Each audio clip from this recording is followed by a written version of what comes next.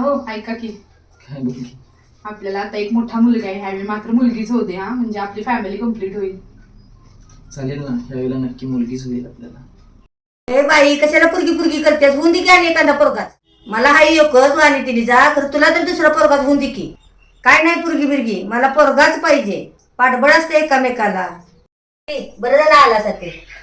अहो काय सांगायचं तुम्हाला, माझ्या भावाच्या पोरग्याला एक पोरगी बघा की. काय ग करते पोरग? नोकरी आहे त्याला, घरदार आहे, शेती आहे, सगळं त्याचं चांगलं आहे. खरं पोरगीच मिळत नाही बघा की.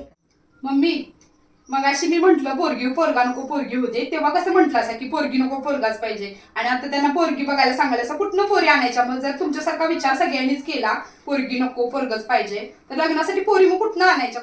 आपण जर पोरी आज जन्माला घातल्या तरच उद्या पोरांना लग्नासाठी पोरी मिळतील ना. बरोबर अस्मिता तुझं. पोरी आता कुठल्या क्षेत्रात कमी आहेत. मम्मी पोरगा पोरगी असं काय नसते. स्त्री भ्रूण हत्या थांबवा, मुलगी वाचवा, भविष्य घडवा.